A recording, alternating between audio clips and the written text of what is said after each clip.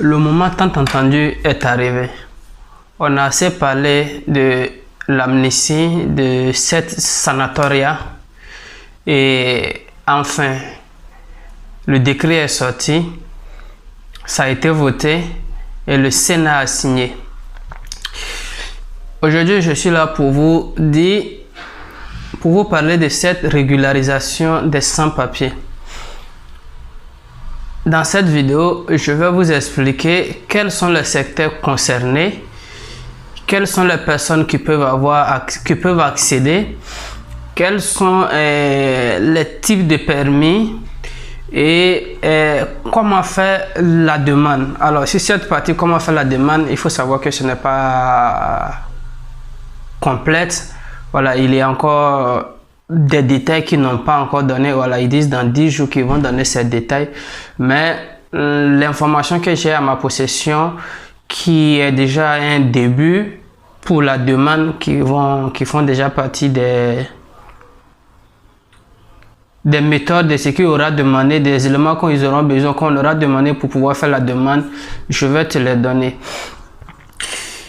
Et ensuite, je te dirai le rôle que joue le tuteur, l'employeur, celui qui va vous trouver du boulot.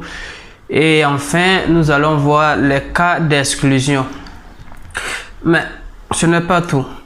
Tu restes là avec moi jusqu'à la fin parce que en plus de tout ce que je viens de dire, j'ai un bonus, une surprise pour toi qui va être déjà un point de départ pour qui va t'aider par la suite pour avoir tes documents. Salut, je suis Yaya, bienvenue sur ma page. Ici, je parle d'intégration et d'immigration. Si tu n'es pas encore abonné, abonne-toi pour ne rien rater parce qu'ici, je parle des opportunités d'intégration, d'insertion des migrants. Et je donne des informations également sur l'actualité de l'immigration. Alors, je te demande de t'abonner, d'activer la cloche de notification pour ne rien rater. Alors, avant de rentrer dans le but du sujet, j'aimerais ici qu'on écoute la ministre Bellanova. La ministre Bellanova, elle è una brava mamma che ha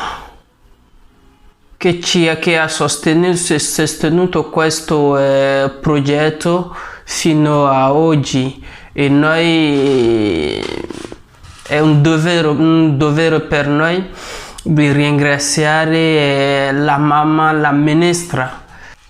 Questa battaglia non è stata un lavoro che lei ha fatto da sola.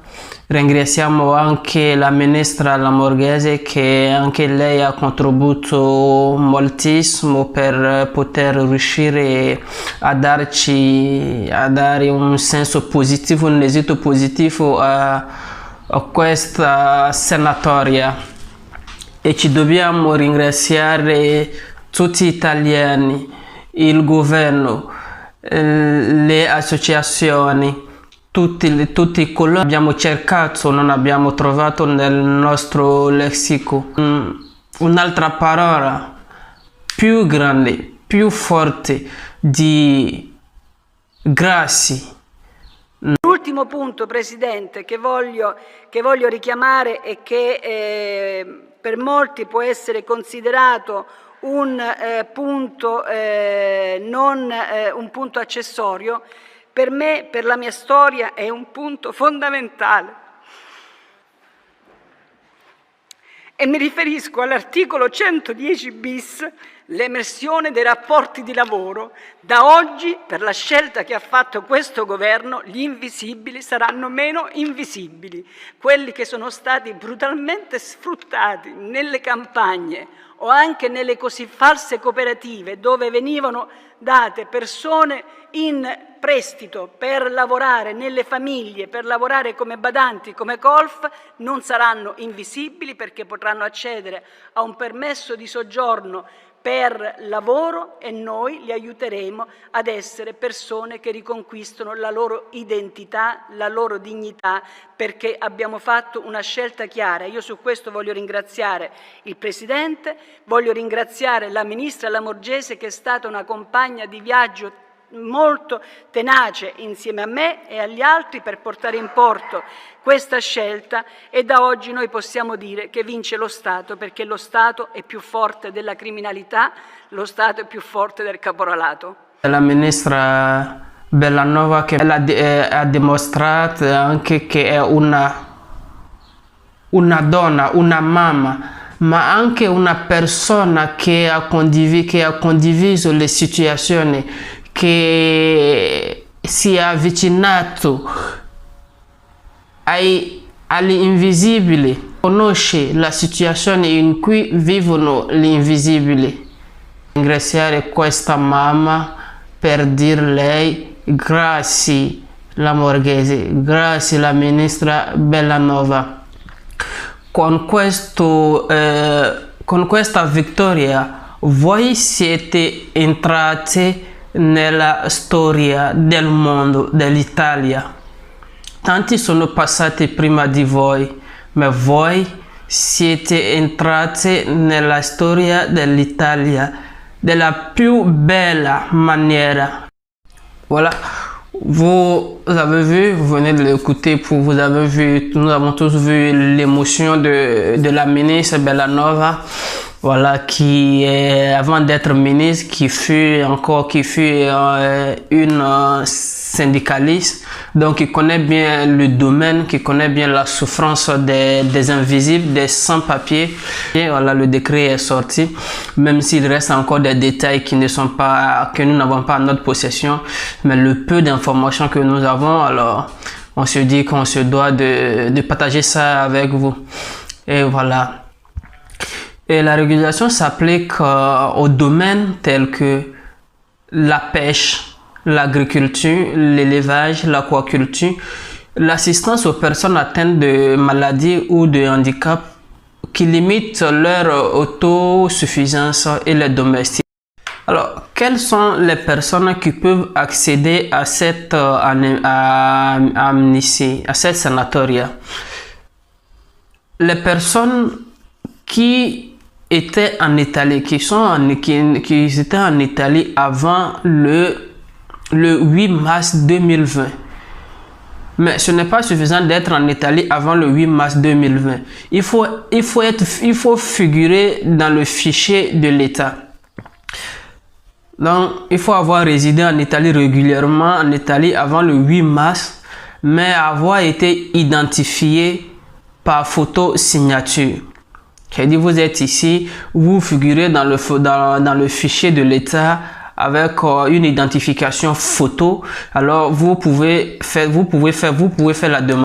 Je le disais, ceux qui peuvent faire la demande également sont les étrangers titulaires d'un permis de séjour qui est arrivé à expiration depuis le 31 octobre 2019 ou venant à expiration, ou les permis de séjour non convertis. Vous n'avez pas quitté le pays avant le 8 mars 2020, vous pouvez faire la demande d'un titre de séjour. Il est important de savoir qu'il y a dans ce décret, il y a deux types de permis de séjour. Un permis de séjour temporaire de 6 mois. Vous partez à la Costura. On vous donne, c'est un permis de séjour qu'on va vous donner, qui va vous permettre de chercher du travail. Que vous allez chercher du travail. Et dès que vous trouvez du travail, ce permis de séjour-là peut être converti. Un permis de séjour de 2 ans. Donc, un permis de séjour est subalterne. Donc, si tu as un permis de séjour, si tu as pris un permis de séjour de 6 mois, que tu as trouvé du travail, c'est ce permis de séjour de 6 mois-là que tu vas convertir en permis de séjour maintenant. Pour le permis de séjour pour lequel jusque-là, la lutte est faite.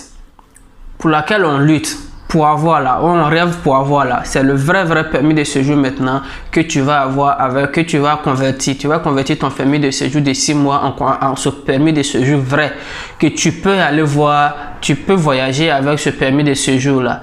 Tu es quitté à Abidjan il y a plus de 6 ans, 7 ans.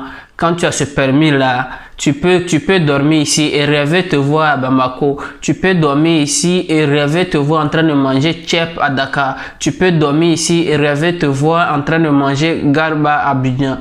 Comment faire cette demande? Comment faire la demande de ce permis de séjour de 6 mois? Il faut se rendre à la Costura pour faire la demande de ce permis de séjour. D'abord, je tiens à préciser que pour l'heure, les lieux dont on parle, c'est la Costura ou au guichet unique de l'immigration ou à l'IMS. Mais il faudra attendre encore pour que les prochains jours, que tout cela soit bien défini. Mais l'information que je sais d'abord, c'est qu'il faut se rendre à la Costura, à l'IMS ou au guichet unique de l'immigration. Mais la demande doit comporter une somme de 160 € et un kit postal de 30 € et una marca d'abolo un thème de 16 €. Quand vous avez ce permis de séjour, vous cherchez de l'emploi. Mais si le contrat est d'1 an, il va falloir qu'on ne puisse pas vous faire un permis de séjour de 2 ans. Le toujours est-il que le permis de séjour sera fait en fonction du contrat. Mais là n'est pas la préoccupation parce que vous avez la chance, vous avez la possibilité de faire un permis de séjour d'atteinte qu'on appelle permis de séjour in attesa di occupazione. Vous pouvez faire ça. Peut-être dans mes prochaines vidéos, j'aurai l'occasion d'expliquer ce type de permis là, voilà, quand on perd son emploi. Je vais vous laisser le lien de la vidéo également qui parle d'opportunités dans le domaine agricole. J'ai fait une vidéo qui parle de ça. Si tu n'as pas encore fait, alors je t'invite à aller la regarder parce que là-bas, pour embaucher les gens dans le domaine agricole. Donc, je mets le lien de la vidéo en bas et je t'invite à aller la regarder pour pouvoir t'inscrire sur la plateforme en ligne. Et les personnes qui peuvent faire un contrat, le patron peut être italien ou étranger. S'il est étranger, qu'il ait son permis de séjour, qu'il ait sa boîte, s'il a son entreprise, il a son lieu de travail, lui aussi il a son permis, et puis il n'a pas de problème il n'a jamais eu de problème avec la justice. Il n'a jamais été cité dans une menace à la sécurité. Lui, il peut vous embaucher même s'il n'est pas... Quand je dis il faut être moins naïf, parce que des gens vont faire semblant de créer des sociétés actuellement pour vous dire qu'ils ont du boulot. Ou bien ils vont venir pour vous dire qu'ils peuvent vous trouver du contrat. Mais c'est faux. Allez-y vérifier d'abord. Beaucoup de personnes vont faire des propositions alors que ces personnes ne peuvent pas vous trouver de contrat. Donc, allez-y vérifier. Tout patron qui accepte de vous envoyer à la Costura, ça veut dire que c'est un patron sérieux. Mais des gens vont venir vous dire même de payer de l'argent pour qu'ils vous fassent des contrats. On est en Italie, on se connaît, on sait que ça se fait. Les gens vous demandent de payer de l'argent pour acheter un contrat. Mais il ne suffit pas d'acheter le contrat. Est-ce qu'il est capable de passer à la Costura pour signer? Là aussi, c'est la question qu'il faut se poser. Et oui, il faut se poser cette question. Mais il faudrait que les gens sachent qu'il est dit, et il est clair, il est dit que avant qu'on ne vous donne votre document, l'inspection du travail, les agents d'inspection du travail vont passer pour vérifier réellement si l'entreprise existe. Et ils vont voir cette entreprise a été créée quand, à quel moment celui-là il est propriétaire de terrains agricoles. Depuis combien de temps lui-là il fait l'agriculture? Depuis combien de temps lui-là il fait l'élevage? Depuis combien de temps lui-là il fait l'aquaculture? Depuis combien de temps cette personne embauche des badanti? Donc tout ça, ça sera vérifié que si lui prend l'engagement de vous faire le contrat, il ne le fera pas. Donc je répète, c'est le patron qui paye les 400 € et non vous. C'est lui qui va payer les 400 €. C'est lui qui va partir à la Costura pour dire que il va vous embaucher, il va vous faire un contrat. Et la police et les agents de l'inspection de travail vont prendre la peine d'analyser le dossier et ensuite on va vous appeler. Mais ici, ce que je vais vous dire aux uns et aux autres, tenez-vous prêts. Quand je dis tenez-vous prêts, ayez des documents. Si vous n'avez pas de passeport, c'est le moment de chercher à avoir vos passeports parce que, évidemment, ce n'est pas encore dit. Je ne dis pas que c'est encore dit, mais moi, je préfère vous prévenir pour vous dire d'avoir vos passeports à côté de vous. Si vous n'en avez pas de code, maintenant de commencer à faire votre demande pour avoir votre passeport. Parce qu'au moment venu, je sais qu'ils vont demander un document quand même. Ils vont pas se lever comme ça, paf, et ils vont vous dire, venez, on va vous prendre. Non. Nous, en retour, ils vont demander des documents. Et ces documents-là, moi, je cite déjà le passeport.